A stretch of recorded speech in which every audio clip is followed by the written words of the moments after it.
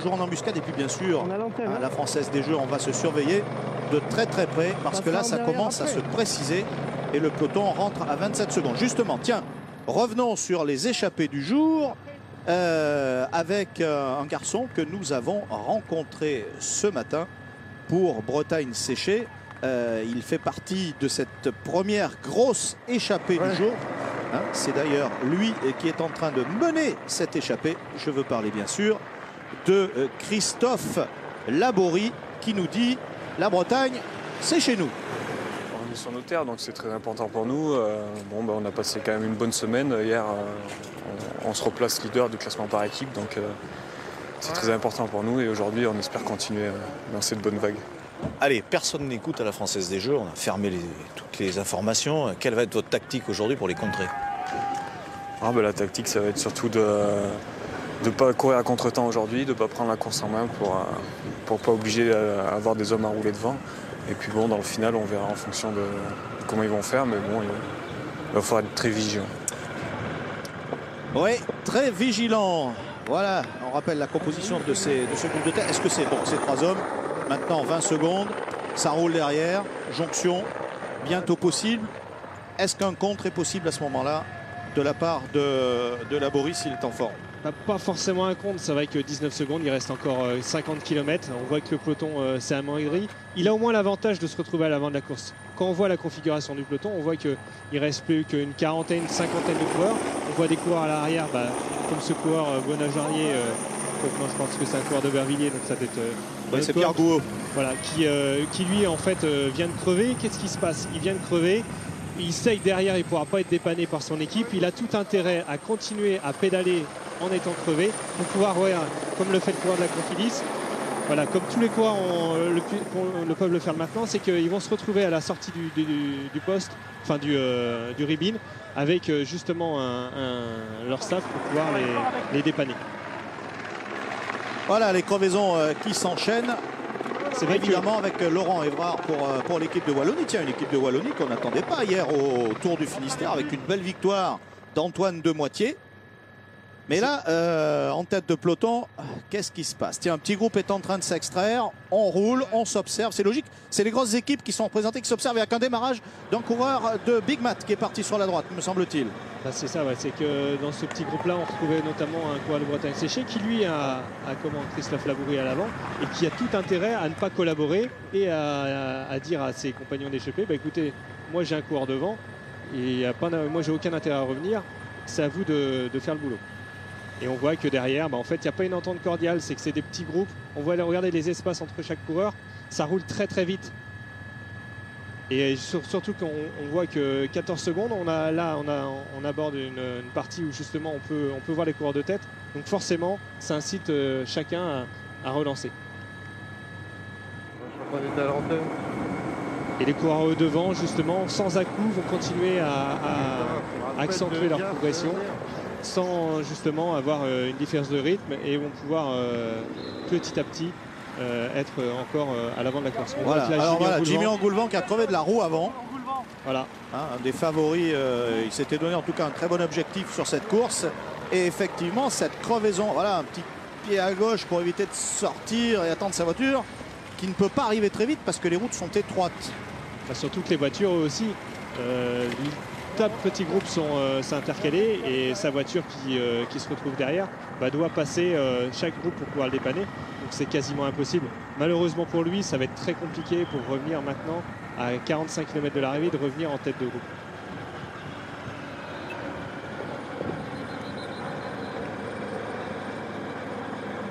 Voilà, vous voyez les coureurs devant qui, sans dépenser trop d'énergie, sont encore en tête et vont pouvoir profiter de renforts de coureurs beaucoup plus frais à l'arrière et se remettre justement dans les roues. Donc c'est vrai qu'ils ont été échappés pendant une centaine de kilomètres. Ils ont eu jusqu'à 2 minutes d'avance. Ils sont repris à 45 km de l'arrivée, mais au moins ils se retrouvent en tête de course. Voilà, jonction faite sur ces magnifiques images d'hélicoptères. Gestion, oui, bonne gestion des sommes de tête, mais jonction surtout. Alors allez, dès qu'on va pouvoir, on va faire une petite revue d'effectifs de ce groupe de tête, puisque maintenant là, à 45 km de l'arrivée, on a cette légère petite montée qui peut permettre à des hommes de s'en aller. Voilà, un bon petit groupe de 7-8 avec 2 coureurs qui reviennent. On voit que toutes les équipes sont à peu près représentées. Ça peut être une bonne opportunité pour eux d'accroître leur avance, parce que derrière, forcément, tous les coureurs ont un équipier à l'avant.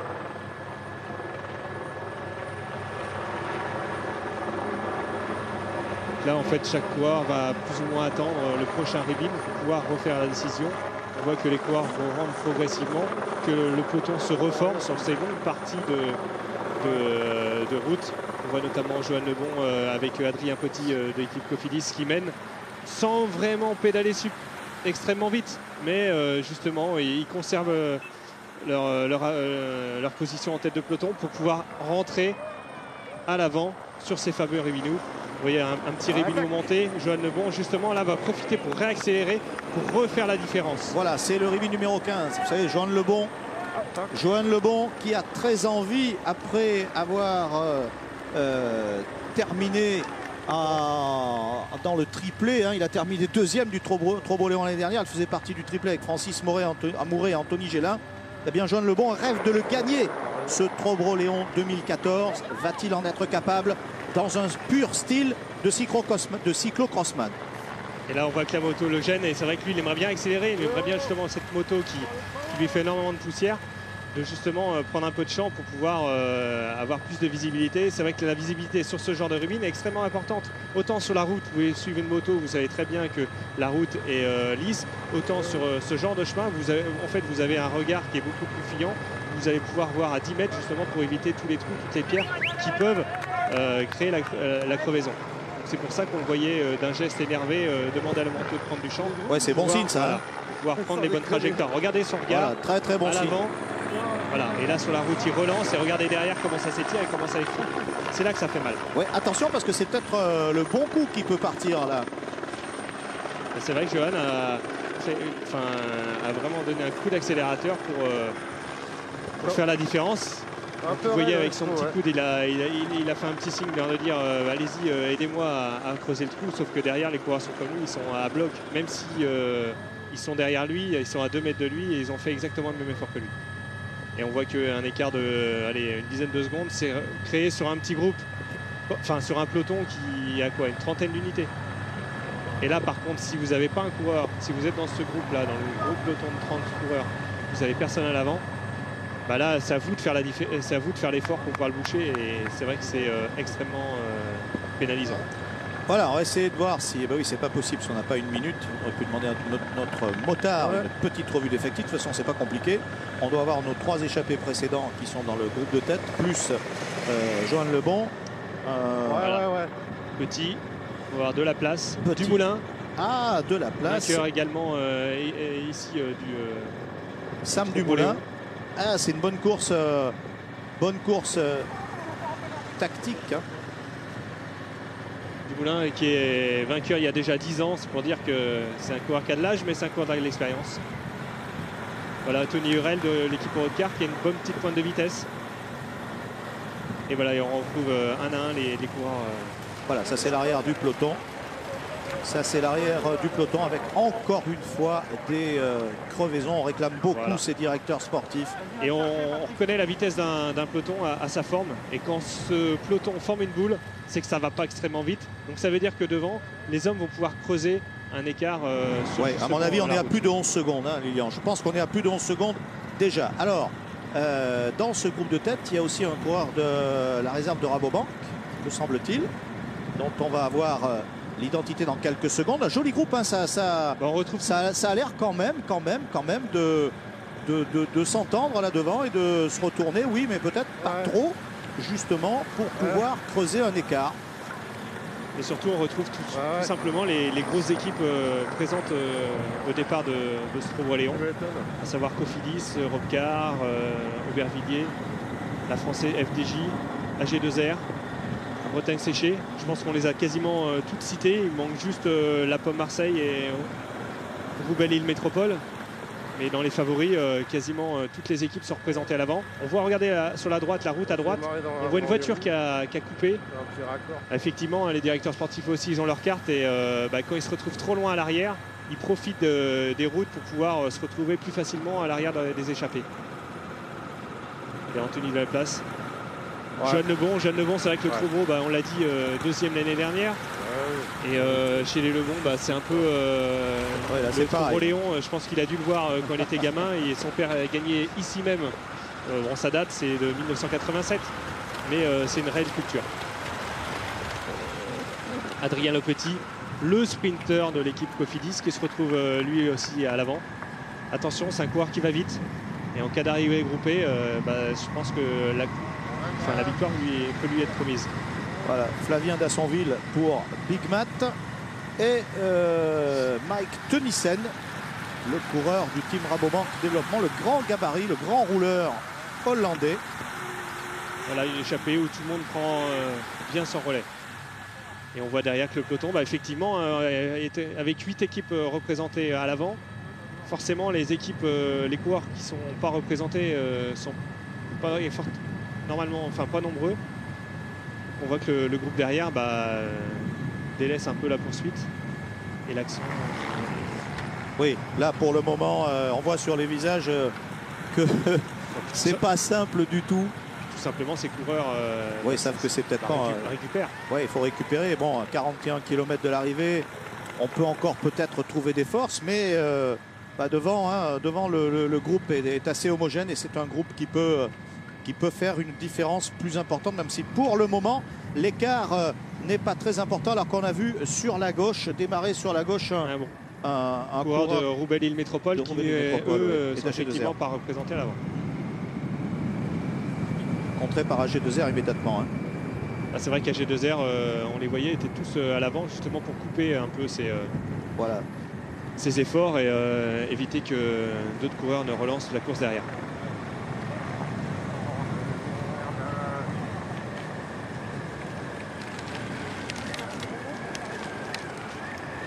Voilà, on voit que les coureurs prennent progressivement le relais. Chacun fait sa part du boulot, comme on dit, et que personne ne se cache pour pouvoir s'économiser. Gros travail de Bretagne séchée quand même. Hein. Gros travail. On a commencé avec Laborie. On a Anthony de la Place.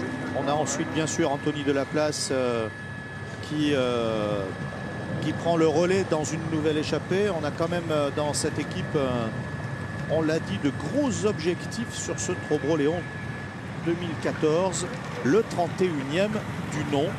Et puisque la course se décante un petit peu et qu'on est en train de voir cette échappée petit à petit prendre le large, on va rappeler que tout à l'heure, au départ, un hommage a été rendu à notre confrère et ami Pierre-Henri Montéour, qui nous a quittés la semaine dernière. Une minute de silence a été observée au départ à sa mémoire. Et bien sûr, nous avons une pensée pour toute sa famille à cette occasion. Voilà, ce peloton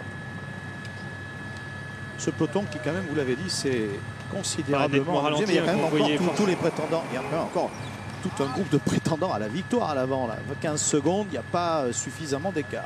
Il n'y a pas suffisamment d'écart, mais on voit que effectivement les coureurs devant voilà, ils vont arriver dans le secteur. Oh là, Adrien Petit. Oui, donc là, on arrive dans le secteur du château de Kéroise, qui est un peu comparé au carrefour de l'Arbre pour Paris-Roubaix. C'est magnifique.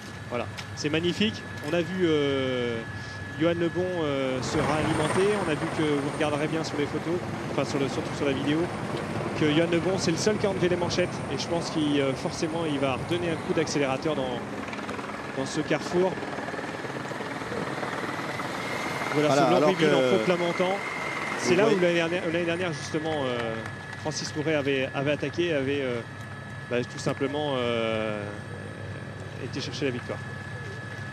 Alors ce secteur est absolument magnifique parce que voilà, on voit le château sur la droite. On va vous laisser en silence.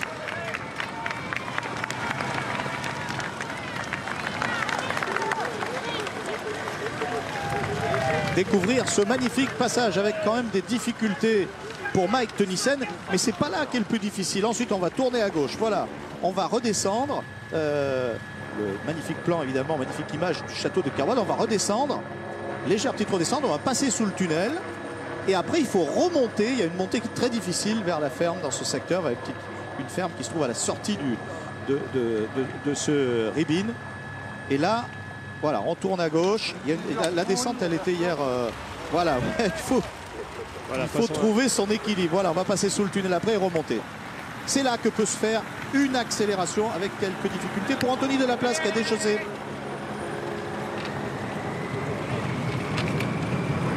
Voilà, façon d'un crossman, c'est vrai qu'il avait déchaussé pour justement recentrer son centre de gravité à l'intérieur pour pouvoir mieux virer.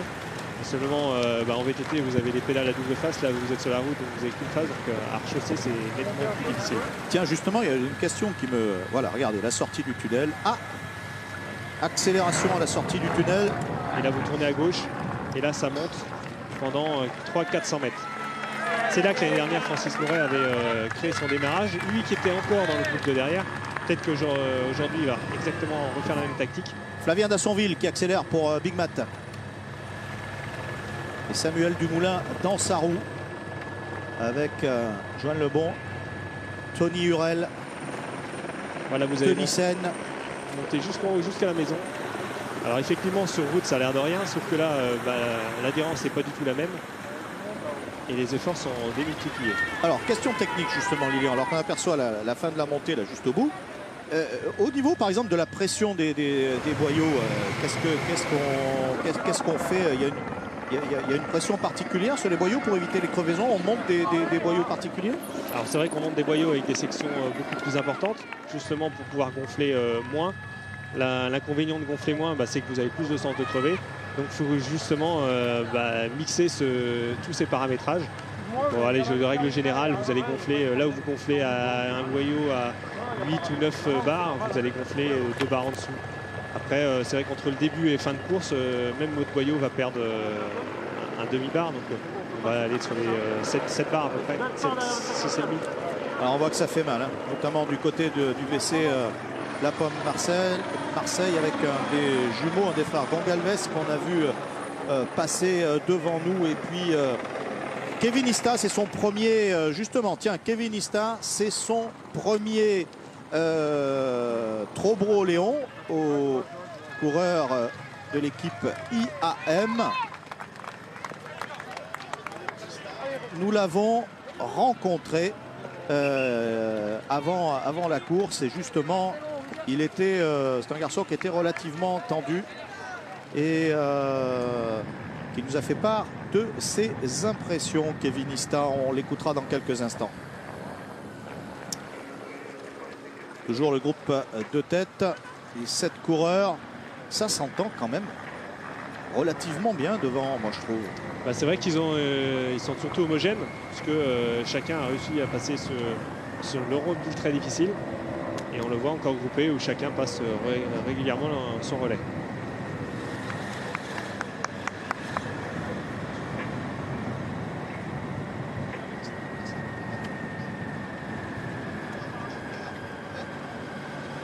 Là, on voit bien que l'avance progressivement augmente, alors que derrière, on voit un à un les coureurs sont lâchés par crevaison. On la voit Florian Vachon, qui était aussi au départ un prétendant de la course, même s'il n'est pas encore éliminé, puisque le peloton il l'a en visuel. Mais c'est vrai que ce genre d'effort à boucher des trous pour des raisons, soit une sortie de route ou de chemin, soit une crevaison, c'est des forces en moins que vous auriez dans le final qui peuvent peser pour aller chercher la victoire. 36 km 200 de l'arrivée. Nous sommes à Mesquat. Tête de la course, vous le savez, Lebon, Dumoulin, Hurel, Delaplace. Tony Hurel de l'équipe Europcar. Une équipe Europcar, mon cher Lilian, qui a des ambitions sur ce Trobro Léon. On va écouter le malchanceux il y a quelques instants, Jimmy Engoulevent. Tactique, c'est de laisser la chance au coureur du jour, le coureur qui sera en forme. Donc il n'y a pas vraiment de leader. On a 3-4 coureurs qui sortent un petit peu du lot et 3-4 coureurs qui sont plus pour le début de course. Qui par exemple? Moi, je vais faire partie de ceux qu'on espère voir sur le final. Il y a aussi Vincent Jérôme, Alexandre Pichot qui sont aussi en bonne condition, qui sortent des belles classiques des Tours des Flandres, des Paris-Roubaix. Donc ce sera à nous de bien courir et être vigilants pour ne pas se faire piéger. Voilà Tony Hurel donc qui parlait effectivement, qui se retrouve à l'avant de la course. Jimmy Engoulevent qu'on a vu réintégrer tout à l'heure au peloton malgré ses crevaisons. Ça veut dire que c'est un homme qui, comme il l'a dit, il est en forme. Mais bon, c'est vrai que cette petite crevaison l'a un peu contrarié. Il n'a pas pu être dans la bonne échappée. On va dire qu'il est en réserve derrière dans le peloton et qu'en cas de défaillance de son coéquipier, il va pouvoir réagir pour pouvoir se retrouver à l'avant. Alors, scénario simple, 7 coureurs en tête. Pratiquement 35 secondes d'avance maintenant sur le peloton. Alors que s'affiche sur votre écran, pardonnez-moi, ça n'a rien à voir avec le cyclisme, mais le résultat du quintet. J'espère que vous avez joué les bons numéros.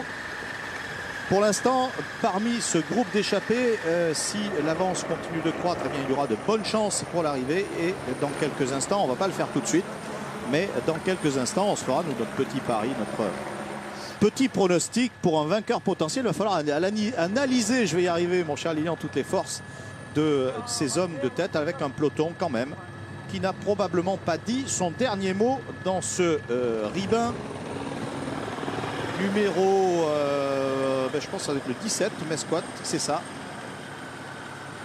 Bon, il a plu un petit peu, mais c'est quand même, c'est glissant, mais sans plus. C'est pas. C'est pas boueux. C'est vrai que c'est des chemins qui sont empierrés, c'est-à-dire que c'est pas des chemins boueux. Donc dès qu'il y a un peu d'humidité, ou même de pluie, ça va les rendre glissants, mais pas gras. Donc ça va les rendre beaucoup plus techniques. Et donc où le pilotage va être beaucoup plus important. Ah, le pilotage, j'aime bien ça. Et on voit à l'avant les coureurs d'AG2R qui protègent leur leader, Samuel Dumoulin. Samuel Dumoulin, comme on l'a dit, qui a gagné ici même en 2004, c'est-à-dire il y a pas loin de 10 ans. Et Samuel Dumoulin a un double enjeu aujourd'hui, c'est-à-dire que si jamais il remporte le Trobreau-Léon, il redevient premier de la Coupe de France. Eh ben justement, on va écouter Samuel Dumoulin, c'est presque le titre d'une chanson, 10 ans déjà. Ouais, ça fait 10 ans que j'attends, mais ouais, pourquoi pas, c'est sûr que c'est une belle ambition de pouvoir rééditer une nouvelle victoire ici au Trobreau-Léon. C'est une épreuve que j'affectionne beaucoup et voilà, les conditions vont être assez pénibles aujourd'hui. Donc il va falloir être guerrier, comme on dit dans le jargon. Ouais, mais enfin c'est votre truc, les conditions pénibles et la guerre, vous. Ouais, c'est vrai que j'aime bien me battre sur le vélo et aujourd'hui on a aussi Sébastien Turgot, Steve Chenel, Loïc Mondori qui sont motivés pour cette course et voilà, je pense qu'avec cette force collective qu'on a montrée depuis le début de saison avec l'équipe AG2R La Mondiale, on doit pouvoir s'en tirer avec un bon résultat.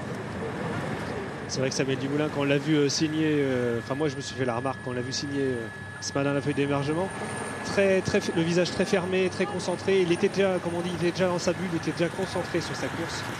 Et on le voit, c'est vrai que c'est une course qui lui tient à cœur puisqu'il l'a déjà remporté. Donc forcément, quand vous retournez sur une course où vous l'avez déjà remporté par 2 fois, vous avez à cœur de rebriller une 3e fois.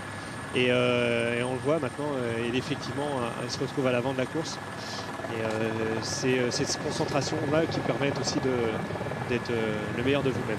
Voilà, course contrôlée par ses coéquipiers. D'ailleurs, on ne va pas faire de projection sur la fin de cette course. C'est bien trop tôt, bien entendu. Mais si Samuel Dumoulin venait à l'emporter, je pense que le triplé est inédit dans l'histoire du Trobreau. C'est vrai qu'on a déjà vu des coureurs qui l'avaient remporté 2 fois, notamment Saïd Adou. Et 3 fois, c'est vrai que c'est assez exceptionnel. Voilà, Lilian, on va, alors que cette situation de course est actuellement parfaitement claire, que l'écart est en train de grandir entre ces hommes de tête et le peloton, on va se quitter pour 2 petites minutes de pub et on se retrouve ici à la Nilis.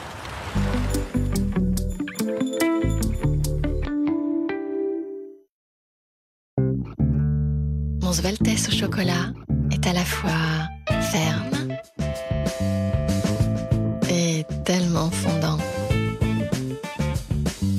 Sveltes ferme et fondant, dites oui au plaisir. Saveur fruitée ou gourmande, il y a toujours un Sveltes ferme et fondant pour se faire plaisir. Problème de talons fendillés? La crème réparatrice K+ de Scholl Pharma répare les talons fendillés pour des résultats visibles dès 3 jours. Crème réparatrice K+ de Scholl Pharma. Silite Javel Turbo Power, mission 0 moisissure. Regardez Silite agir sur ce rideau moisi. Vous l'avez testé, verdict. Toute cette moisissure, ça me déprimait. Et puis, comme neuf. Un petit coup d'éponge et zou, ultra propre. Même sur la poubelle, 40 les bactéries. Zélit Javel, bang, dites adieu à la saleté. Et découvrez Zélit Sol avec Javel. Utilisation pure ou diluée, même les sols très encrassés ne lui résistent pas. Et en plus, il est 100% désinfectant. Zélit Sol avec Javel. Dedans. Dehors.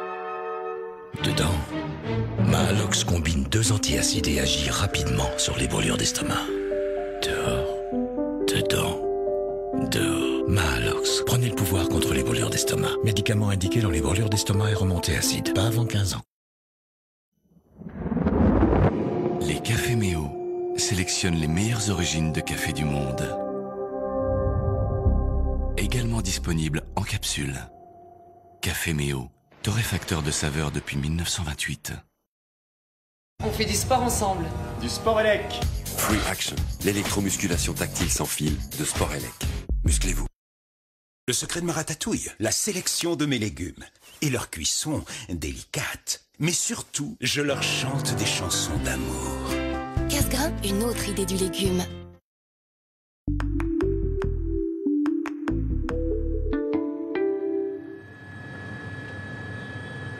Voilà, retour donc sur le Trobro-Léon à Labervrac. J'espère que Labervrac, comment prononce-t-on directement en breton? Labervrac. Labervrac, oh, c'est magnifique. Voilà, quelle belle région que la Bretagne. Regardez si c'est beau. Tiens, allez, on en profite un petit peu avant de revenir à la course. Et voilà, il est... Vous n'avez pas votre voilier là au milieu, non, Lilian? Plutôt à Nantes, vous. Ouais. Pédalo. Magnifique, c'est magnifique, ce sont de très très beaux endroits et bien sûr la Bretagne est un pays de cyclisme, c'est une religion ici le cyclisme. On a pu en parler largement hier soir avec Jean-Marie Leblanc qui nous a rejoint. Jean-Marie Leblanc, ancien patron du Tour de France et qui est le parrain de cette 31e édition. Alors, 1 minute d'avance pour ces 7 hommes de tête. Sur un peloton maintenant qui est contrôlé par AG2R, mais depuis quelques instants, c'est l'équipe IAM qui roule à l'avant. Et justement, du côté de chez IAM, on a discuté aujourd'hui avec le capitaine de route de cette équipe, Sébastien Hinault. Et on a parlé un petit peu quand même de tactique avec Sébastien Hinault. Et comme il le dit, c'est pas du folklore le Trobro-Léon. Qu'ils l'ont fait, la plupart du temps, ils adorent cette course parce que c'est vrai qu'elle est un peu atypique avec tous ces ribinous là, mais c'est une course aussi très dure forcément parce que le parcours n'est pas tout plat. Donc c'est une vraie course de vélo. Alors on dit que c'est une course par équipe et quel avantage bien entendu compte tenu du parcours les spécialistes du cyclocross. Alors forcément ça aide pour les trajectoires et tout ça, c'est quand même, ça se rapproche du cyclocross parce que c'est quand même des chemins empirés, poussiéreux, donc ça glisse et tout ça, c'est à peu près les mêmes sensations qu'en cyclocross. Quelle qualité fondamentale il faut pour aller au bout? Ça s'élimine par l'arrière? Comment ça se passe tactiquement? Ouais, au début, ça s'élimine par l'arrière. C'est les plus mal placés, les plus malchanceux qui disparaissent du peloton. Et puis après, ça se fait quand même à la pédale. Et oui, c'était une course où il n'y a pas de tricheur, personne ne se cache. Et forcément, le vainqueur aujourd'hui ou même les années passées était au-dessus du lot ou faisait partie du plus fort du peloton. Ça se fait à la pédale, ça on l'avait bien compris dans ces secteurs très étroits. On voit souvent que le peloton est ralenti, secteur très technique, tout celui qui nous attend là. Tiens, Landeda, ça les coureurs en ont beaucoup parlé hier. Voilà, tête de course donc avec beaucoup d'efforts de la part d'Adrien Petit, le coureur de Cofidis. Très joli placement pour le moment de 2 hommes que je verrais bien se disputer si on devait aller loin comme ça la victoire finale, pourquoi pas. Je veux parler bien sûr de ce petit bonhomme en bleu là, Johan Lebon avec son dossard numéro 4, un petit coup ne pas oublier de se déshydrater et puis bien sûr Samuel Dumoulin. Vous avez vu encore une fois le visage de Samuel Dumoulin, ça est très concentré. Absolument, vous avez raison. C'est vrai que c'est le genre de course tout peut être possible en très peu de temps, une faute de trajectoire. Enfin, on parlait d'alimentation, c'est vrai qu'une course extrêmement exigeante. Donc vous oubliez de vous alimenter et tout simplement c'est une fringale. Vous n'avez plus de jambes, même si vous êtes à très proche de la victoire. Tout peut vous arriver à n'importe quel moment. Donc c'est une course qu'il faut extrêmement bien prendre du bon côté, ne négliger aucun détail. Et c'est vrai que quand on voit la concentration de Samuel Dumoulin, regardez bien, il se retrouve toujours à l'avant. C'est-à-dire que s'il y a un coureur qui loupe son virage, il peut vous entraîner dans la chute. Mais il faut toujours être bien placé. Voilà, et le capitaine de route, le multi-champion de France de cyclocross, vous l'avez vu en 3e position, là derrière les deux coureurs de l'équipe IAM. Kevin Ista et Sébastien Hinault. Voilà. On voit que c'est tout simplement les leaders de ce matin qui étaient présentés comme leaders de l'équipe IAM qui se retrouvent obligés de faire le travail, puisque tout simplement sur un petit peloton de 40 unités, ils n'ont plus de coéquipiers. Voilà, mais je voulais évidemment vous parler de cet homme qui est en 3e position dans le peloton. On l'a aperçu il y a quelques instants alors que nous traversons l'Andeda. C'est cet homme de tête, 50 secondes, 3, 4, 7, c'est ça, c'est cet homme de tête, 50 secondes d'avance sur le peloton. On va écouter, on parlait de lui il y a quelques instants, multiple champion de France de cyclocross, vainqueur sortant du Trobreau-Léon. Je veux bien sûr parler de Francis Mouret, qui est en train, lui, de surveiller ce qui se passe pour éviter tout retour trop intempestif du peloton, puisqu'il a à l'avant Joanne Lebon. Francis Mouret qui est un peu le capitaine de route de cette équipe, vainqueur sortant. On l'écoute, Francis Mouret. On est là pour gagner, c'est ce qu'il nous dit. C'est sûr qu'on est là ici pour gagner. Après, on va tout mettre en œuvre pour y arriver. On a une très grosse équipe et après, les circonstances de course vont décider. Mais en tout cas, on a des bonnes cartes pour jouer le final. Reconnaissance hier, c'était vraiment très sec. Même s'il pleut un petit peu, je pense que ce ne sera pas énormément gras. Ce sera sûrement glissant en surface. Il faudra faire attention. Et après, ce sera une course très ouverte, je pense. On sait comment aborder ces conditions climatiques et surtout, il faut rester très, très calme, très serein sur un parcours comme aujourd'hui. Il ne faut jamais se précipiter. Et on voit Kevin Ista qui fait un gros travail à l'avant du peloton. On voit bien l'écart est à 1 minute, il a bouché 15 secondes, mais il ne va pas pouvoir boucher les 45 dernières secondes. Il va pouvoir ramener Sébastien Hinault à 30 secondes et on a vu Sébastien Hinault qui sera alimenté tout simplement d'un gel. Parce que Sébastien Hinault, là, il n'a qu'une seule solution, c'est de refaire, mettre un gros coup de vis dans le prochain ribbon où sont maintenant les hommes de tête. Et Francis Mouret, ça, il l'a très bien compris. C'est pour ça qu'il s'est placé dans la roue de Sébastien Hinault, parce qu'il sait que c'est l'homme qui sera surveillé dans les prochains kilomètres. Alors, ce qu'on voit quand même, c'est qu'il y a de grosses différences de braquet, l'utilisation de braquet dans ce ribbon-là. Adrien Petit, son grand gabarit, a l'air de tirer très gros. Samuel Dumoulin mouline un petit peu derrière, à l'abri. Derrière lui, l'importance du vent aussi. Le vent est tournant. Vous qui avez fait cette course, ça n'arrête pas de changer le vent. C'est vrai que le vent vient tout le temps, lui, du même sens, sauf que la course, elle tourne, évidemment. Tourne sans arrêt. Donc il est logique qu'on l'ait dans le dos, de côté. Voilà, donc c'est vrai que là aussi, faut sentir la course, faut toujours avoir le sens d'orientation pour savoir quel est le meilleur endroit pour pouvoir s'abriter. Maintenant, sur le ribbon, vous voyez bien, il y a 2 trajectoires possibles. Il y a de l'herbe au milieu, soit vous allez à droite, soit à gauche de l'herbe. Et on voit que le groupe devant se relaie progressivement. On voit Samuel Dumoulin qui fait des gros efforts. Et là, on voit aussi surtout qu'à l'arrière, IAM est en train de réduire l'écart pour revenir, puisqu'on était tout à l'heure à près de 50 secondes, voire 1 minute avant l'Andeda. Et là, cet écart tombe à 36 secondes sous l'impulsion de ce grand rouleur de l'équipe IAM, Kevin Ista. Kevin Ista, dont c'est une première ici au Trobreau-Léon. On l'écoute. C'est la première fois que je le fais, donc c'est un peu l'inconnu. On a fait des bonnes interviews. Bon, c'est un peu casse-cou, je trouve, mais bon, on annonce la pluie, donc on va falloir être prudent. Et je pense que c'est un peu comme les classiques belges, quoi, faute. Le placement est très important. Effectivement, on voit que les coureurs prennent extrêmement d'importance à bien se passer à l'entrée des ribbons.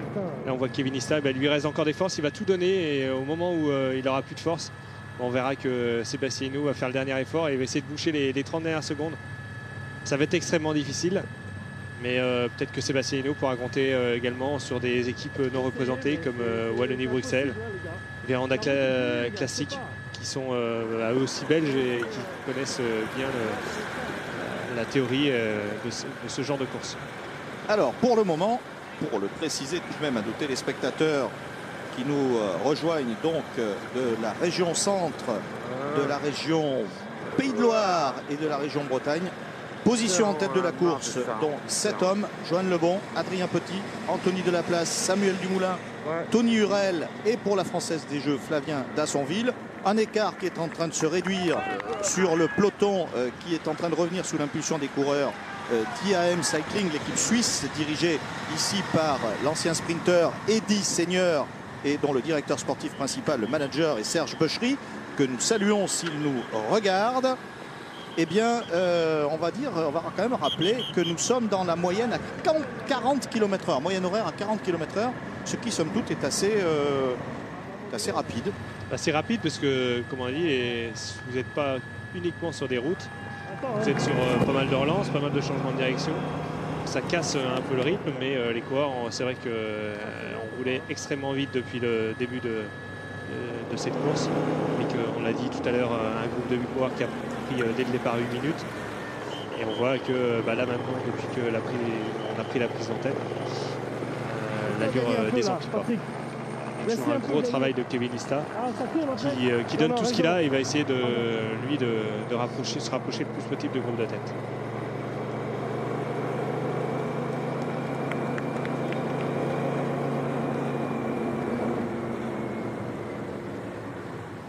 Voilà, la Française des Jeux toujours bien placée, évidemment, en tête de peloton. Pas question de rouler, évidemment, puisque à l'avant, il y a Johan Lebon. Johan Lebon qui a d'ailleurs, tiens, j'avais repéré dans sa biographie, entre guillemets, beaucoup de choses chez ce garçon de Lannion qui est né dans les Côtes d'Armor, jeune coureur, bien sûr, de la Française des Jeux, qui a terminé deuxième l'année dernière, faut-il le rappeler ici. On l'a dit, il ne rêve que d'une chose, c'est de gagner cette course où l'équipe avait fait l'an dernier un triplé. Ça va être dur parce que l'écart se réduit. Voilà, Johan Lebon intelligemment qui a pris le virage en premier, comme ça il sait que il aura forcément la bonne trajectoire puisque ce sera la sienne. Alors dans le style, voilà. Alors, Mescléguer, on dit Mescléguer. Ah oui, Mescléguer. Oh, je vais y arriver, je finirai par parler breton à la fin, vous verrez. Le peloton donc toujours à 26 secondes. Et juste on voit jusqu'à l'arrière que là Sébastien Hinault produit son effort. Et je pense que c'est Francis Mouret qui intelligemment était dans sa roue.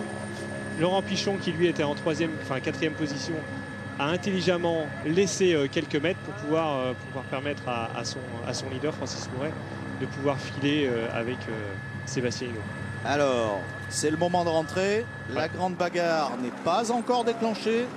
Beaucoup d'aléas peuvent se produire avant la fin de ce 31e Trobreléon. Mais on peut dire déjà que sur ce groupe de tête et sur les 10 premiers poursuivants, on a les costauds. Avec un Ribine très technique, on voit bien beaucoup de virages, beaucoup de descentes. Terrible, ce virage à gauche est terrible auprès des petits ballots de paille qu'on a vus là. Et c'est vrai que des coureurs comme Francis Mouret, mais aussi Sébastien Hinault de l'équipe IAM sont de fervents pratiquants du cyclocross l'hiver. On voit là même l'équipe d'AG2R qui est extrêmement représentée. Steve Chenel et Glavon Crossman. Voilà, c'est ce virage à gauche là, qui est très très difficile à négocier. On voit aussi que l'équipe Europcar est revenue se positionner. Peut-être que Jimmy, on le voit bien sur la gauche au fond là, avant qu'on ait quitté, que Jimmy Angoulevent est revenu se positionner. C'est lui qui est à l'avant sur ce plan d'hélicoptère. Et voilà, on voit tous les coureurs, c'est par petits groupes intercalés de 1 ou 2 mètres, et à chaque fois qu'il y a 1 mètre qui intercale chaque coureur, c'est que faut les boucher, et tous ces efforts ça use à la fin. C'est pour ça qu'à la sortie de Ribine, effectivement il y aura des petites grappes de coureurs qui vont se retrouver esselés. Voilà, tête de course donc avec une nouvelle montée. Et on enchaîne tout de suite sur le 21e Ribine. C'est un enchaînement très important. C'est vrai qu'on va bientôt arriver dans le circuit de 15 km, de 5 km à parcourir 3 fois. Et on voit que derrière, c'est vrai que Sébastien Hinault intelligemment sait que c'est cet enchaînement de Ribine qui peut lui permettre de boucher les 30 secondes qu'il y avait. Il a déjà bouché une bonne douzaine de secondes. Et on voit que derrière, il y a encore du flottement. Ça réaccélère, ça rattaque.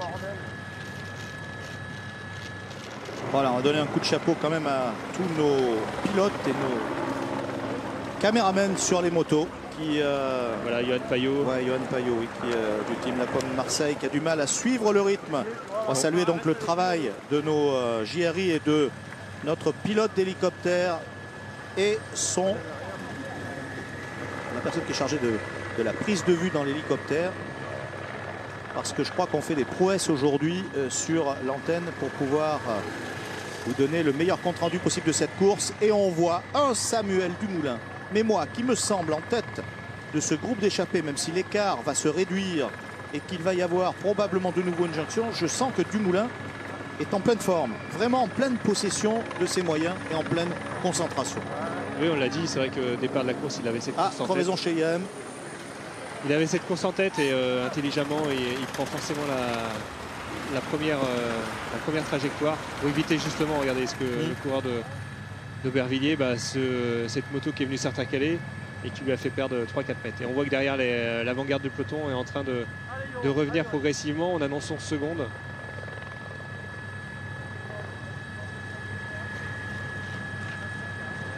C'est à la sortie de ce rébine qu'on va pouvoir peut-être redistribuer les cartes et reformer un groupe complet. Francis Mouret, tu regardais bien en deuxième position avec Steve Chenel, Jimmy Angoulevent qu'on a vu crever et qui est là en 4e position de ce groupe, qui a fait un gros effort et qui est encore à l'avant. Vous voyez les motos, il y a moins de 10 secondes. Il y a moins de 10 secondes, oui. Actuellement, c'est ce que nous signale pour le moment Radio Tour. L'écart se réduit, bien que nous n'ayons pas l'impression que ce groupe de tête est baissé de rythme. C'est le peloton qui a accéléré. On l'a vu sous l'impulsion tout à l'heure de Sébastien Hinault et de Kevin Ista. Alors, une image assez furtive de deux crevaisons de coureurs d'IAM. On n'a pas eu le temps de voir qui avait crevé, qui avait percé, me semble-t-il, une roue avant et pour l'autre coureur d'une roue arrière. Mais bon, pour le moment, comme vous le dites, même à l'avant, on est en train de lâcher prise et la jonction va se faire probablement à 21 km de l'arrivée. Regardez, plus que quelques dizaines de mètres entre ce groupe d'échappés mené par Samuel Dumoulin et le peloton, ce qu'il en reste gros de la tête d'un peloton, comme vous le dites, par grappe, par cette course d'élimination. Et voilà Samuel Dumoulin qui a vu le peloton se rapprocher, qui a relancé ce groupe. Et on voit que devant, les coureurs sont en train de réaccélérer pour pouvoir garder leur avance. On voit le Gazanville et Adrien Petit qui ont pris le large, qui ont relancé. Du film, Samuel Dumoulin qui se retourne pour voir la configuration de course. Et il est clair qu'ils ont tout intérêt à garder même ce maigre avance de 5-6 secondes pour pouvoir pour espérer éventuellement recreuser sur la route. On les a vus, hein, ils étaient homogènes, ils tournaient bien. Ils ont intérêt à rester le plus longtemps ensemble pour pouvoir creuser l'écart et aller loin. Voilà, Gazanville et Adrien Petit, peut-être une cinquantaine de mètres d'avance sur leur ancien partenaire d'échappée. Voilà l'ancien champion de France chez les amateurs, Flavien Dassonville, formé au CC Nogent-sur-Oise, qui est pro depuis 2 ans. Qui avait Adrien Petit, creuse. Hein. Oui, les deux coureurs sont en train là de creuser un léger écart. Alors qu'est-ce qui va se passer? On va avoir un groupe de contre au milieu. On est 20 km encore, à 20 km 21 pratiquement de l'arrivée. Beaucoup de favoris sont dans un groupe intercalé et un peloton qui peut encore rentrer. Qui peut rentrer, qui va sans doute rentrer. 4 hommes encore, voilà. Le peloton juste derrière. À l'écart de nouveau. Statu quo, c'est vrai que derrière le peloton, on a bien vu sur la route, c'est reconstitué. Oui, c'est curieux. Et s'observe à nouveau. C'est vrai que pour eux, ça a été extrêmement vite sur le ribine. Ils ont essayé de boucher le trou. Ils ne sont pas arrivés. Et maintenant qu'ils se retrouvent sur la route, c'est beaucoup plus difficile. Tout simplement parce qu'ils savent que s'ils roulent à l'avant du peloton, ils protègent tous ceux qui sont derrière. Alors sur un ribine, quand vous roulez à l'avant et quand vous réaccélérez, celui qui est derrière vous n'est pas forcément abrité puisqu'il doit quand même se garder une marge de sécurité d'1 ou 2 mètres pour pouvoir garder sa trajectoire. Donc il va faire exactement le même effort que vous. Donc là on voit bien que les deux coureurs, moi je pense qu'ils auraient dû rester avec leur compagnon d'échappée. Parce qu'ils prennent du vent là quand même. Hein. Ils sont que 2, derrière ils sont 5, on les a vus, ils tournent le groupe de 5 même avec 2 coureurs devant est resté homogène. Ils ont conservé suffisamment d'avance sur le peloton pour pouvoir les rattraper. Et puis surtout, on a vu, on a cité 3 grosses formations présentes à l'avant de ce peloton, la Française des Jeux, Europcar, AG2R. Et ces 2 coureurs a dû emmener avec eux au moins une de ces 3 équipes. Ouais, on a l'impression qu'on se regarde quand même là, sur cette image. Bon, on arrive quand même à 180 km de course, 180 km de course où, comme on l'a dit, vous êtes extrêmement attentif, une course extrêmement nerveuse, alors que là on voit un coureur d'AG2R la mondiale relancer la course. Alors, relancer ou aller prêter main forte à Samuel Dumoulin? Je pense relancer parce qu'il voit qu'il y a un moment de flottement. Je pense à de visuel, on dirait Loïc de Mondori. Il y a un moment de flottement, donc il a tout. Enfin, pourquoi pas, surtout s'il est tout seul. S'il rentre tout seul à l'avant, bon voilà, au moins ils seront 2 AG2R à l'avant. Ça sera une force pour pouvoir aider son leader.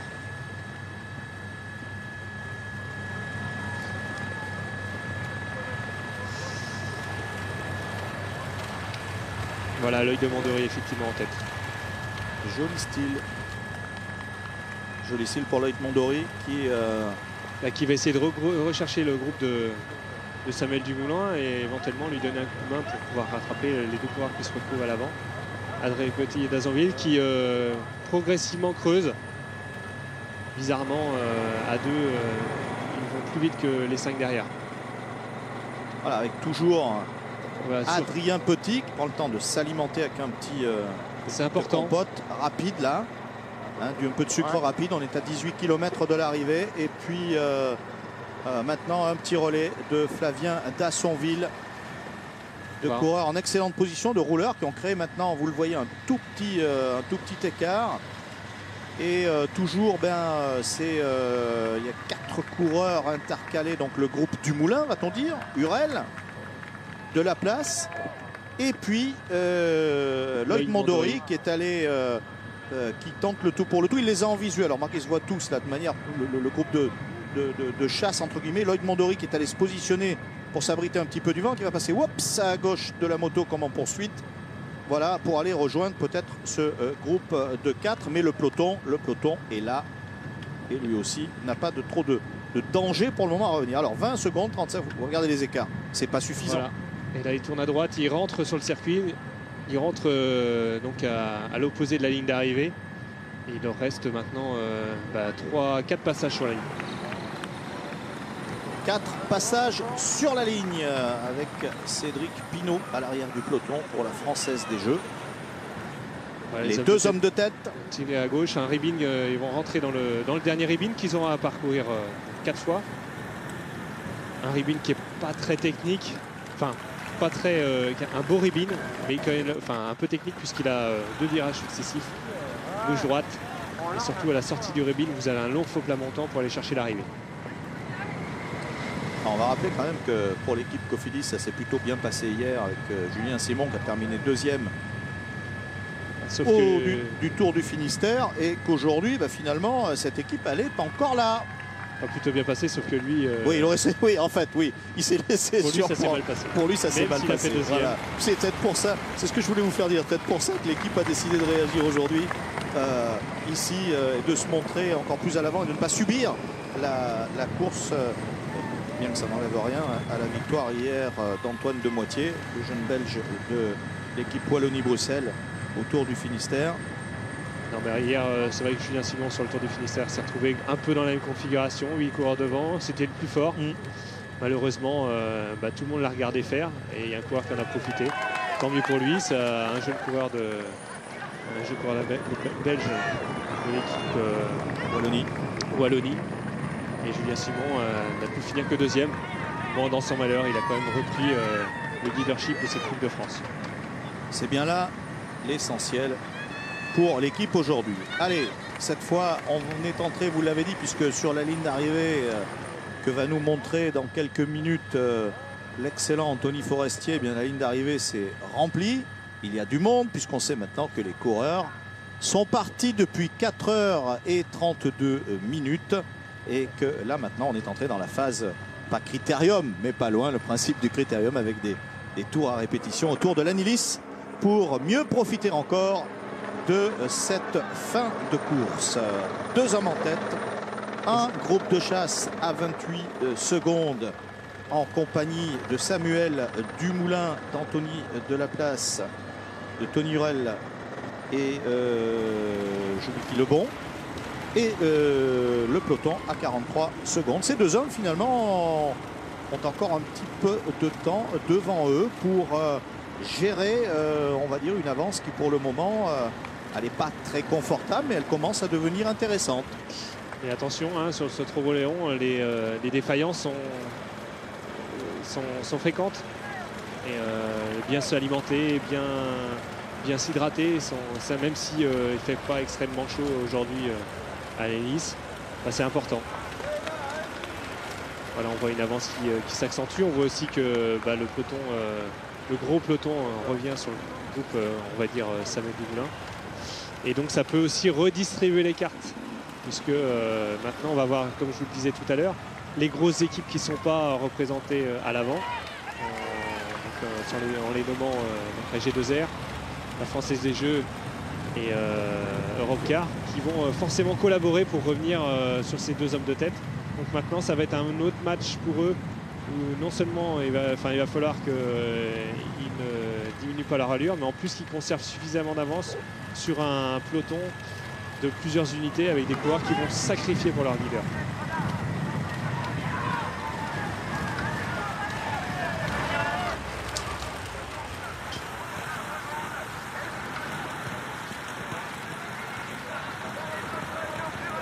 Voilà, on va aborder la montée vers la ligne d'arrivée pour ce premier passage avec Flavien Dassonville qui va passer le premier sur la ligne probablement. Les 2 coureurs évidemment n'ont plus qu'à s'entendre pour le moment, essayer de prendre des relais. Voilà, c'est fait, premier passage sur la ligne.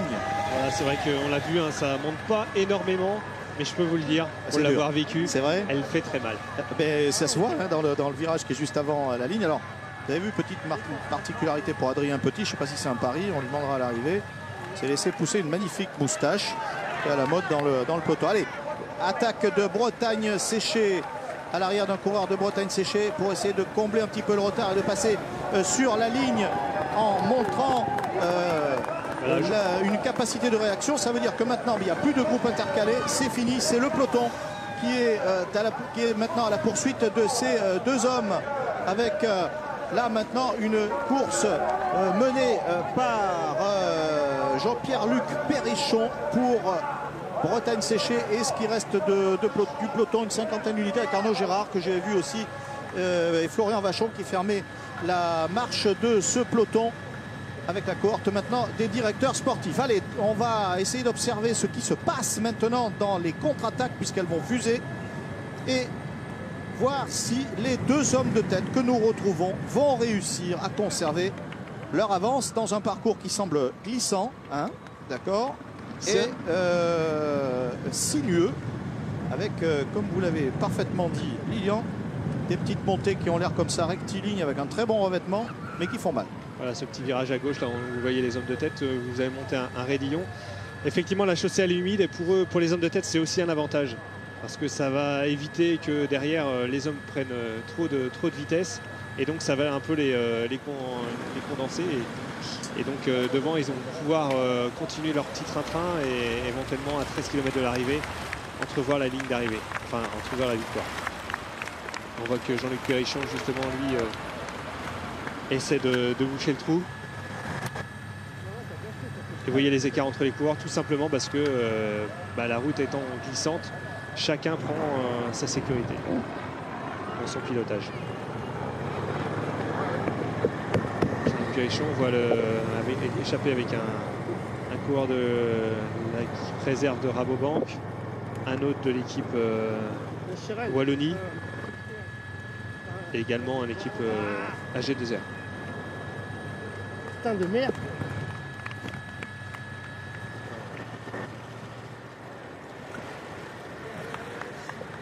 toujours ces deux hommes de tête, Adrien Petit. Voilà, ils redescendent, ils vont tourner à gauche et reprendre le ribine qu'ils ont pris tout à l'heure. Alors, intéressant de voir encore à l'avant de la course un coureur de l'équipe Wallonie. Pour AG2R, eh bien, on a encore Steve Chenel, un représentant, la personne, vous avez raison, la personne de Steve Chenel ici dans ce peloton, un coureur de la réserve de Rabobank. Et il y a un loupé de la Française des Jeux. C'est vrai que la Française des Jeux qui était favorite au départ. Ah oui, mais qui revient là? Laurent Pichon. Et voilà. La troisième carte. On a parlé de Francis Mouret, on a parlé de Johan Lebon. Et là, Laurent Pichon, le Quimpérois. Ah non, c'est...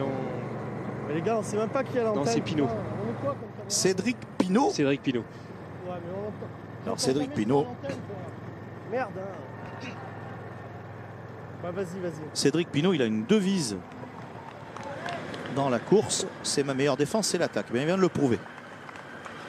Voilà, les hommes de tête qui, eux, ne subissent pas les à-coups, reprennent leur lait progressivement et qui ont maintenant 36 secondes. Hein. L'écart s'est de nouveau creusé. Ouais.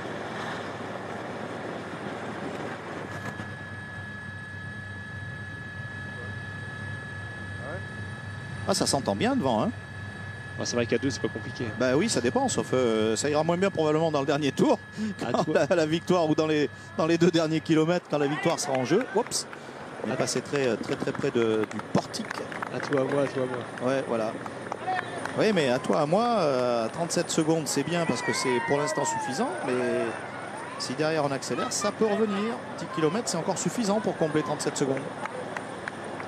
Enfin, en parlant du deuxième groupe, hein, parce qu'il y a encore voilà, de ce deuxième groupe de 4 hommes, dans lequel, vous l'avez dit, Cédric Pinot représente la Française des Jeux. Alors j'ai dit une bêtise, ils ne sont pas 4, ils sont plus que ça, ils sont 6 dans le groupe de poursuivants. Oui, puisque Cédric Pinot est revenu avec Clément Venturi. Clément Venturi, lui, il doit protéger pour Cofidis, il va protéger Adrien Petit, c'est logique. Il a pioché la bonne échappée puisque lui, ayant un coureur devant, c'est le seul qui logiquement peut se permettre de ne pas passer. Bon, et bien Cédric Pinot, figurez-vous qu'il est dans les temps parce qu'il avait déjà terminé 8e du Trobreléon. Voilà, avec son dossard numéro 8 à l'arrière du peloton. On a reconnu également Tom Derniz, le fils de Michel Derniz pour l'équipe Wallonie. Voilà Adrien Petit qui est de nouveau se ralimente. Il a tout à fait raison, hein. Même s'il reste que 10 bornes, il a intérêt de s'alimenter pour ne pas avoir de coups moins bien. Alors que le coureur d'Azonville de Big Mac, lui, on l'a quasiment pas vu se ralimenter. Ça peut faire la différence dans le final. 39 secondes. Ouais, souvent arrivé dans l'histoire que un coureur, enfin quand même ils sont assez pros, on leur rappelle maintenant que la fringale c'est impossible, mais bon. On est assez pro, mais quand vous êtes dans l'euphorie de la course, vous savez, Adrien Petit ici, mais d'Azonville, il n'est peut-être pas arrivé tant que ça. C'est un jeune néo-pro, il n'est peut-être pas arrivé souvent pour une victoire finale. Et pris dans l'euphorie de la course, c'est comme ça, vous zappez des étapes. Et souvent on dit avant la fringale, vous avez un coup de force. Et voilà, c'est ce qui peut lui arriver aujourd'hui. Attention, bien se alimenter. Adrien Petit, lui, en bon coureur, je dirais de classique, sait bien qu'il est important de s'alimenter régulièrement, surtout quand vous avez... voilà, un contre-réparti. Un contre-réparti emmené par Steve Chenel derrière, avec dans sa roue Timo Rouzen de l'équipe Rabobank Développement. Voilà, Steve Chenel, un autre cyclocrossman qui connaît bien la région pour avoir disputé nombreuses fois le cyclocross de la Larvini, celui de Plouganou également. Et donc c'est des terres qu'il connaît bien. Et on voit que derrière Cédric Pinot, voilà, flanqué dans la roue du Venturi qui lui va pas passer le relais, se retrouve derrière. Voilà, deuxième passage, il en reste 2. Un gros loupé quand même de l'équipe la Française des Jeux qui au départ était la grosse cote, la gros favori, et qui se retrouve maintenant un peu piégé. Alors, à l'arrière, oh là là, ça, vous avez raison, la bosse elle fait mal. Cédric Pinot est resté bien à l'arrière et finalement ce contre n'a rien donné pour le moment. Les 3 coureurs vont se retrouver donc à 6 avec toujours Pierre-Luc Périchon pour Bretagne Séché sur la gauche qui mène le bal de cette contre-attaque avec dans sa roue, bouche grande ouverte, Cédric Pinault. On voilà. Triche pas, ça, on voit bien que les visages sont marqués. Encore 2 tours. Et le peloton qui revient vite, avec un Sam Dumoulin qui revient très très vite devant ce qui reste un peloton qui s'est encore essaimé. Ah, c'est intéressant, hein, ces 2 tours, c'est pas fait du tout, hein, c'est pas fait du tout. Les 2 derniers tours, là, ces 2 coureurs ont intérêt de s'entendre vraiment à merveille pour arriver jusqu'au bout, parce que là, ça y est, c'est parti. Hein, les deux derniers tours de circuit, on a accéléré, le peloton a accéléré. Les hommes qui sont en contre sont en train de se rapprocher. On est encore reparti à la chasse derrière ces 2 hommes de tête. Et le peloton est en train de réagir très très fort. On l'a vu sur le passage sur la ligne. Là, maintenant, voilà, il me semble que c'est Périchon, je suis même certain, Périchon et Cédric Pinault qui sont partis en contre-attaque. Voilà, alors que Cédric Pinault tout à l'heure était un coup de retard, maintenant il se retrouve avec un coup d'avance. Un coup d'avance, sauf que il y a quand même 2 échappés à l'avant. Et on voit que le coureur de Venturi de Cofidis relance justement pour éviter que les 2 coureurs qui sortent ne rattrapent son coéquipier. Adrien Petit, toujours à l'avant avec 37 secondes d'avance, 8 km de l'arrivée. C'est jouable, les hommes de tête peuvent entrevoir la victoire.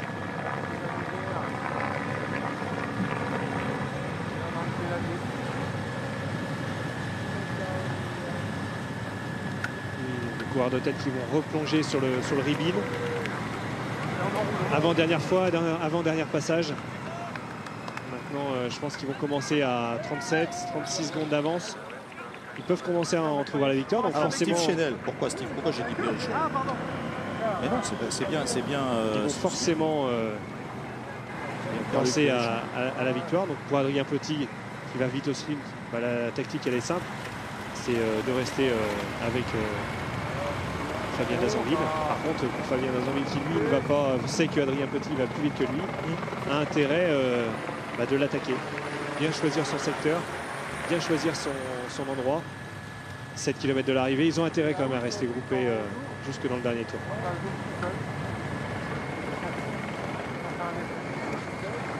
Oui, vous voyez bien Adrien Petit, tactiquement, il a bien fait d'être devant dans le secteur. Parce que si jamais le meilleur endroit pour attaquer, effectivement, c'est ici. Donc s'il est devant, il aura toujours les coups d'avance et il ne pourra pas se faire piéger. Donc il a intérêt à mener sur les parties les plus techniques, les plus propices aux attaques, pour laisser son adversaire derrière et éviter de lui prendre de l'avance.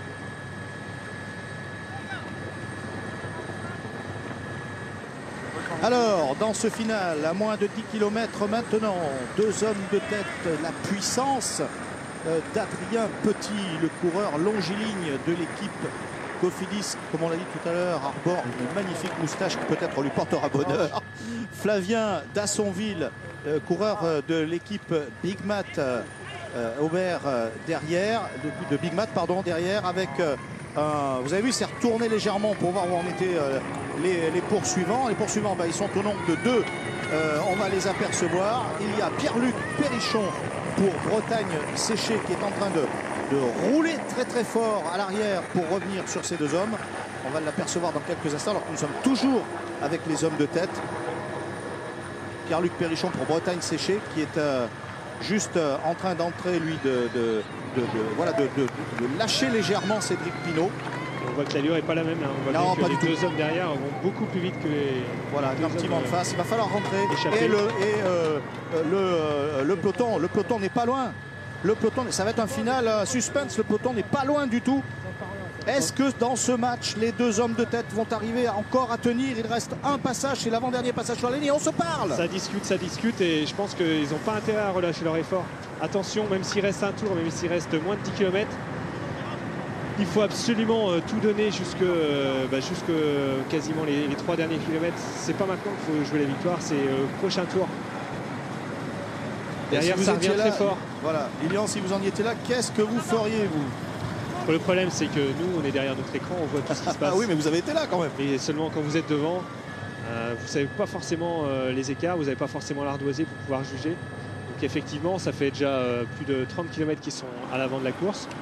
Et ils se disent que maintenant la victoire est possible. Vous avez vu, voilà. Petit coup d'alimentation, ça y est, il a compris. Dassonville, une petite barre de céréales. Mais attendez, est-ce qu'il se ralimente pas maintenant parce qu'il sent que l'effort lui manque? En tout cas, je peux vous dire qu'à l'arrière, on va avoir deux hommes là qui sont en train de rentrer version poursuite avec Cédric Pinault qui, si on peut nous le montrer, Cédric Pinault et son dossard numéro 8 qui est en train là de mener la chasse. Voilà, c'est fait. Et on avait il y a quelques instants, mais vraiment quelques instants, un très très gros effort de Pierre-Luc Périchon pour Bretagne Séché. On sent que Bretagne Séché veut gagner aujourd'hui et que le peloton, lui, eh bien, tout à l'heure, on l'a vu avec AG2R qui n'est pas représenté à l'avant, a considérablement accéléré. Cette course est loin d'être finie. Il va falloir être très costaud devant entre les deux hommes de tête que nous apercevons bien sûr et puis les poursuivants pour pouvoir résister au retour du peloton.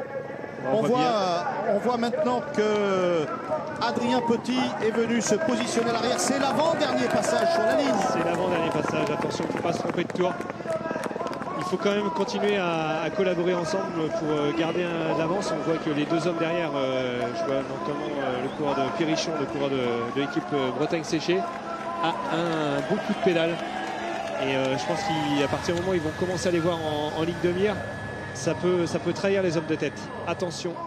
On est dans le dernier tour. On est dans le dernier tour. Il y a moins de 20 secondes. Moins de 20 secondes entre les hommes de tête et leurs poursuivants que Cédric Pinault ici pour la Française des Jeux emmène en grimaçant un peu plus. J'étais optimiste. Ah, c'est dur, très dur. On va avoir une trentaine de secondes sur la ligne pour ces deux hommes qui sont en poursuite, alors que devant, eh bien, ces deux coureurs ont réussi à résister. C'est Cédric Pinault qui va partir en contre-attaque tout seul pour aller peut-être chercher son meilleur classement dans le Trobroléon, la 3e place. Le peloton n'est toujours pas là. Et c'est Joanne Lebon qui réagit dans le peloton, la Française des Jeux, qui a accéléré sur la ligne, mais certainement pas pour aller chercher cet homme. Cédric Pinault qui a entrepris d'y aller tout seul. Voilà, 5 km pour lui, 5 km pour essayer de boucher ses 20 secondes. Quelque part, il a lâché Pierre-Luc Périchon. L'avantage, c'est qu'il sait que maintenant, il peut compter que sur lui-même. Il faut qu'il donne tout ce qu'il a. Et il va essayer de profiter de cette petite descente pour pouvoir récupérer de l'effort qu'il a fait sur la ligne d'arrivée. Et éventuellement espérer que les deux hommes devant se regardent. Attention, messieurs, la ligne n'est pas en vue. Elle en est loin, 9 km encore. Mais ces 9 km sont interminables pour les hommes de tête qui viennent de fournir un très très gros effort, qui ont résisté à plusieurs contre-attaques.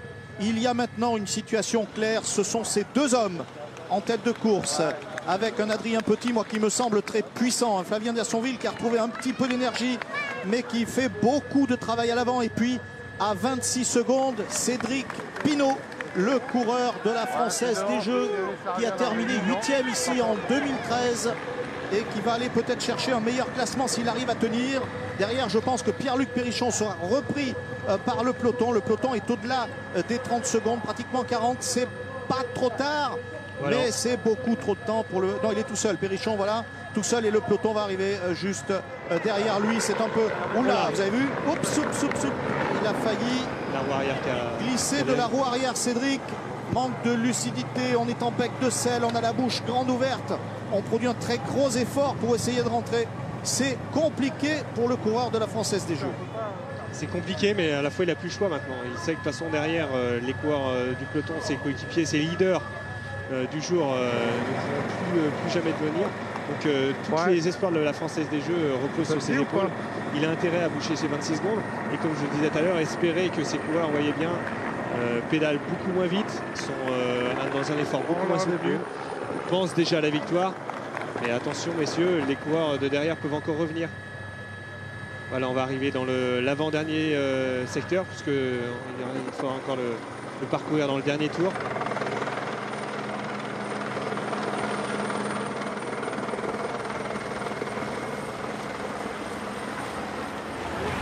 Allez, Cédric Pinault, très prudent, mais dans une quête difficile. Revenir sur les deux hommes de tête à 7 km 500 maintenant de l'arrivée.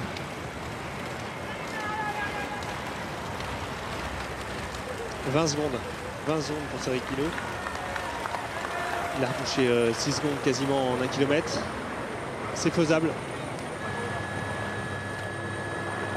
On voit les hommes à l'avant conservent quand même un coup de pédale fluide.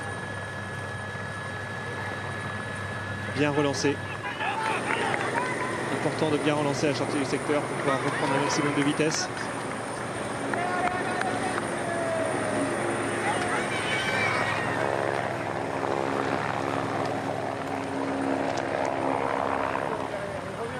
Cédric Pinault, toujours en plein effort.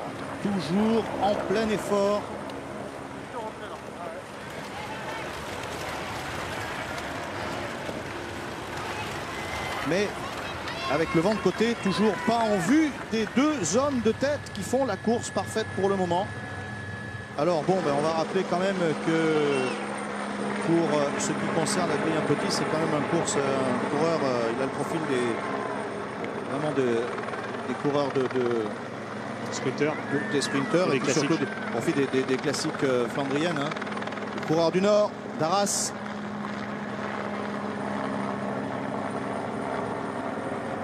Il semblerait qu'on soit trompé par le kilométrage. Apparemment, ce serait l'arrivée dans moins de 2 km. Bon, on va regarder ça. Pourquoi serait-on trompé? Pour que ces deux hommes puissent l'emporter. On rappelle quand même que ce coureur également avait terminé 3e de champion de France sur route. Il tire la langue là, c'est difficile pour Adrien Petit. Derniers efforts. Il se retourne et il voit qu'effectivement personne à l'horizon et que la victoire va jouer entre ces deux coureurs. Ouais, je sais pas. Voilà les deux coureurs qui collaborent toujours bien. Tu veux le laisser passer un peu, hein. Et voilà, ils sont placés sous la flamme rouge. Ouais, on va remonter, virer. Donc vous virez à gauche, ça descend légèrement. Et là, voilà, c'est un jeu tactique. Il lui demande de passer. Effectivement, quand vous êtes à 700-800 mètres de l'arrivée, vous n'avez plus d'intérêt à passer. De toute façon, c'est Adrien Petit qui va plus vite au sprint. Maintenant, c'est sur ses épaules que repose. Oui, voilà, on va commencer à se regarder, à s'observer. Attention. Là, on est dans le style, évidemment, poursuite. On est dans le style américaine. On est les mains en bas. Sur la piste, les mains en bas, on se regarde. On va aborder dans quelques instants la dernière montée de ce 31e Trobreléon. Et Flavien Dassonville ne peut qu'observer comme sur la piste. Le champion de France sur route espoir de Big Mat ne peut qu'observer avec beaucoup de concentration ce qui se passe dans son dos, c'est-à-dire ce que prépare Adrien Petit. Ouh là là. Eh bien, messieurs, là, allez, on est aux 150 mètres. 150 mètres, mais c'est un sprint qui est extrêmement long. Faut pas lancer trop tôt. Et c'est parti pour Adrien Petit avec tout en puissance. Donc la victoire ici pour Adrien Petit, le coureur de l'équipe Cofidis qui dans le dernier mètre est magnifique victoire du coureur de Cofidis, Adrien Petit, qui s'impose ici devant Flavien Dassonville, le coureur de l'équipe Big Mat, alors que nous allons sur la 3e place. Ce sera son meilleur classement sur le Trobreléon, assisté à la 3e place de Cédric Pinault. Cédric Pinault, le coureur de la Française des Jeux. 4e, Pierre-Luc Perrichon pour Bretagne Séchée. Eh bien, les grands favoris que nous avions identifiés aujourd'hui ne sont pas aux avant-postes. Ce sont des coureurs qui ont joué leur chance. Et c'est une belle victoire, évidemment, pour l'équipe Cofidis ici, alors que le sprint du peloton maintenant intervient et réglé, me semble-t-il, par Romain Félix. Je ne suis pas sûr de la Française des Jeux, en tout cas un peu peloton. Ce qu'il en reste, les coureurs de Bretagne Séchée terminent en force dans ce peloton. Et on voit ici Adrien Petit qui reprend son souffle dans quelques secondes, le temps qu'il soit équipé et qu'on revoit cette arrivée. Voilà, un sprint sans défaut, la rage de vaincre d'Adrien Petit. Et cette belle victoire pour le coureur nordiste Adrien Petit, ici donc pour le 31e Trobro Léon. On va rappeler quand même que l'an passé c'était pas du tout la même configuration. Regardez ce départ, magnifique. Il était tout en puissance, on le sentait depuis plusieurs tours. Eh bien Flavien Dassonville n'a pas réussi à résister à l'attaque, à la dernière attaque aux 200 mètres de Adrien Petit. Cet homme, le coureur de l'équipe Cofidis qui s'impose ici aujourd'hui. Si vous avez suivi la course avec nous, regardez bien ce sourire. C'est celui du vainqueur du jour, avec une petite tape pour l'épaule sur l'épaule pour le deuxième de la course. Voilà, magnifique victoire de l'équipe Cofidis. Ici, ça leur fait oublier un petit peu la déception de Julien Simon hier. Voilà, je ne sais pas. Victoire en échappée, c'est un peu un paradoxe pour un sprinter. Je vais faire la course. Étant donné les conditions climatiques, je me suis dit ça va pas arriver au sprint. Donc j'ai essayé de tenter. Au début, j'étais pas trop bien. Puis après, on s'est super bien entendu avec Flavien Dassonville. Il était fort aujourd'hui. Bon, il savait qu'au sprint, il n'allait pas pouvoir faire grand-chose. Et on s'est bien entendu jusqu'au bout. Et puis voilà, c'est une grande satisfaction. Et quand tu as attaqué, tu as vraiment pensé à la victoire ou tu pensais avant tout faire le travail de l'équipe? Au tout départ, j'avais l'impression que j'étais le moins fort du groupe quand on était 5-6 là. Et puis Flavien attaquait dans un chemin. J'ai suivi. Et je me suis rendu compte qu'en fait on était sortis tous les deux et puis là on s'est entendu jusqu'au bout, c'est super. Est-ce que tu étais au courant de la course derrière? Parce qu'effectivement on vous a vu creuser mais on n'avait pas trop d'écart. Est-ce que pour toi c'était facile de gérer ça avec Fabien Dassonville? Non, pas du tout, on savait vraiment pas comment c'était derrière, si c'était peloton, s'il y avait une échappée, et puis on avait à un moment donné 42 secondes, 35 secondes. Puis Flavien il n'arrêtait pas de me dire il faut y croire, il y a moyen de faire quelque chose. Je commençais à avoir des crampes, je disais rien mais c'était limite. Et puis on y a cru, puis on a réussi à aller au bout, donc c'est super.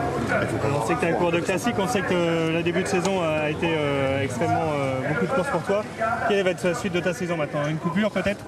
Finalement, étant donné que la condition revenait, avec Yvon Sanquer, on a dit que j'allais couper plus tard que d'habitude. Donc je vais certainement couper après les 4 jours de Dunkerque, au Tour de Picardie. Et puis ensuite, je ferai certainement un stage à la montagne pour essayer de ensuite gagner ma place pour le Tour de France. Félicitations. Merci. Allons, on y va. Voilà Lilian, merci beaucoup Lilian Gégou, excellente réaction de ce coureur très très sympathique Adrien Petit qui avec cette victoire espère, vous l'avez entendu, pouvoir gagner sa place avec l'équipe Cofidis sur le prochain Tour de France. On va surveiller de près évidemment ce qui va se passer du côté de chez Yvon Sanquer lorsque la sélection sera connue. En général c'est un petit peu plus tard pour certaines équipes. Et puis si Lilian vous avez du temps, une petite réaction peut-être du côté de la Française des Jeux si vous avez 2 minutes. C'est possible. Allez-y. Ouais, Laurent, juste une petite réaction à chaud. C'est vrai qu'aujourd'hui l'équipe de la Française des Jeux était favorite. Est-ce que un peu déçu? Ouais, un peu déçu, parce que c'est vrai qu'avec le triplé de l'an passé, on était attendu. Et puis malheureusement, je crois qu'aujourd'hui, on n'a pas été vernis, on n'a pas eu beaucoup de chance. Moi, personnellement, je suis tombé une fois, j'ai crevé 2 fois en début de course. Après, quand la course s'est vraiment décantée à 50 bornes de l'arrivée, je pense que le grand favori, qui était Francis Mouret, a crevé aussi. Sans ça, voilà, il aurait peut-être pu accompagner Johan, qui était très costaud. Même moi, au moment où Johan sort, je déraille dans le secteur-là. Donc voilà, pas de chance. Après... quand on est rentré sur Johan, il nous a dit qu'il y avait Petit et Dassonville devant, mais c'était un petit peu décousu, ça a attaqué dans tous les sens, et puis voilà, ça nous a échappé. Donc voilà, on a un manque de réussite, mais voilà, c'est ce qui fait la réussite du Trobro Léon, son charme aussi. Et pourtant, il y avait quand même des équipes comme Europcar, AG2R La Mondiale, vous-même qui n'étiez pas présenté. Il n'y a pas possible de s'organiser pour pouvoir revenir sur les 2 cours devant? Sur le circuit, il y a Cédric Pinault qui est sorti, donc après on était un petit peu isolé. C'est vrai que moi, quand je suis arrivé sur le circuit, j'y ai cru pour une arrivée au sprint éventuelle.